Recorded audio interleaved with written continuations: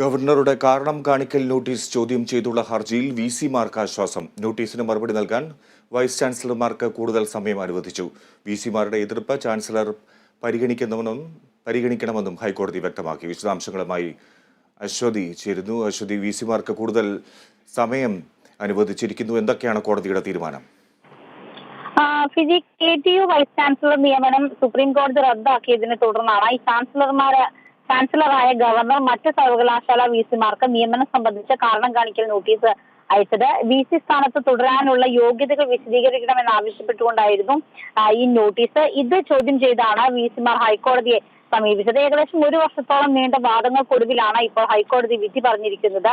ഈ വിസിമാരുടെ പരാതികളും പ്രശ്നങ്ങളും 6 ആഴ്ചയ്ക്കുള്ളിൽ പരിഗണിക്കാനാണ് ഗവർണർക്ക് ഹൈക്കോടതി നിർദ്ദേശം നൽകിയിരിക്കുന്നത്. വിസിമാർ പറയുന്നത് UGC അനുശാസിക്കുന്ന കാര്യങ്ങളാണോ എന്ന്, അതായത് നിയമനവുമായി ബന്ധപ്പെട്ട് അവർ മുന്നോട്ട് വെക്കുന്ന വാദങ്ങൾ UGC അനുശാസിക്കുന്ന മാനദണ്ഡങ്ങൾക്ക് അനുസൃതമാണോ എന്ന കാര്യം കൂടി പരിശോധിക്കണം. ഒപ്പം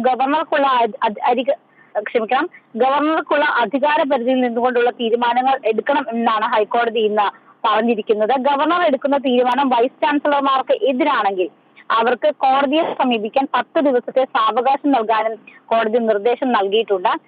അത്തരത്തിലാണ് അത് വൈസ് ചാൻസലർമാരുടെ അഡ്വക്കേറ്റ് അത്തരത്തിലുള്ള ഒരു സാവകാശം വേണം എന്ന് ആവശ്യപ്പെട്ടതിന്റെ അടിസ്ഥാനത്തിൽ കോടതി ഇന്ന് അനുവദിച്ചു നൽകുകയായിരുന്നു. ഇതോടെ വൈസ് ചാൻസലർമാരുടെ പരാതികൾ വീണ്ടും ഗവർണറുടെ മുന്നിലേക്ക് എത്തിയിരിക്കുകയാണ്. എന്തായാലും ഈ വിഷയത്തിൽ കാരണം കാണിക്കൽ നോട്ടീസിന് മറുപടി നൽകുന്നതിനും മറ്റും കുറച്ചുകൂടി